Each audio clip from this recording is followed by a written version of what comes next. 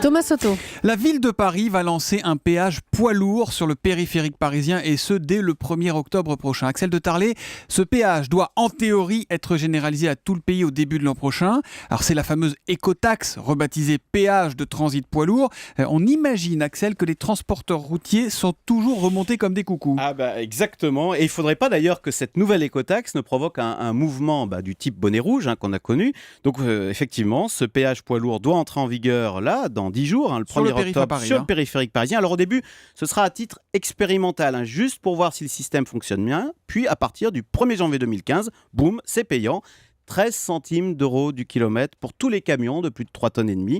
Et le système, au 1er janvier, doit être théoriquement national. Ne pas s'appliquer uniquement au périphérique parisien, mais sur l'ensemble du territoire. Oui, mais dans sa nouvelle version, l'écotaxe a été quand même considérablement réduite, Axel. Elle touche beaucoup moins de routes. Je crois qu'on est passé de 15 000 à 4 000 kilomètres, c'est ça ? Vous avez raison. Par exemple, on a soigneusement évité de taxer les routes de Bretagne, qui ont été bien évitées. En revanche, vous avez des régions qui s'estiment lésées, comme l'Allier, en Auvergne. Alors, les Auvergnats ont calculé que chez eux, il y a plus de routes touchées dans le seul département de l'Allier que dans les régions PACA, Languedoc-Roussillon, Midi-Pyrénées et Aquitaine réunies. Donc, vous voyez, après les bonnets rouges, il ne faudrait pas que naisse un nouveau mouvement qu'on pourrait appeler l'Auvergne en colère. Bon, mais donc, est-ce qu'on peut envisager que le gouvernement recule ? C'est le sparadrap du capitaine Haddock, cette affaire. Alors, ce serait la deuxième reculade sur ce dossier écotaxe qui consiste, rappelons-le, tout simplement à faire payer les camions pour l'utilisation des routes.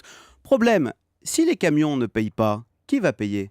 Réponse, c'est nous tous. Et figurez-vous que c'est déjà exactement ce qui se passe. Comme cette nouvelle mouture de l'écotaxe est beaucoup plus petite, elle rapporte 2 fois moins. Du coup, pour compenser, le gouvernement va relever les taxes sur le gazole de 2 centimes au 1er janvier pour tout le monde, sauf, figurez-vous, les camions qui, eux, sont exonérés de cette hausse de 2 centimes. Donc, vous voyez, c'est là la limite de cette colère des transporteurs routiers, parce qu'il faut bien payer pour les infrastructures. Ça n'est pas totalement incongru de faire participer les poids lourds qui quand même usent les routes, parce que sinon, qui sait, c'est le bon peuple qui doit payer la facture. Et puis on oublie un peu que l'écotaxe à l'origine c'est pour l'environnement et que c'est aussi un vrai problème. Et qu'il y a des pics de pollution à Paris. Absolument, dès qu'il fait beau, boum, on a droit au pic, on en a encore eu la semaine dernière pendant 3 jours. Le Zoom Éco, Axel de Tarlé tous les matins à 7h10 sur Europe.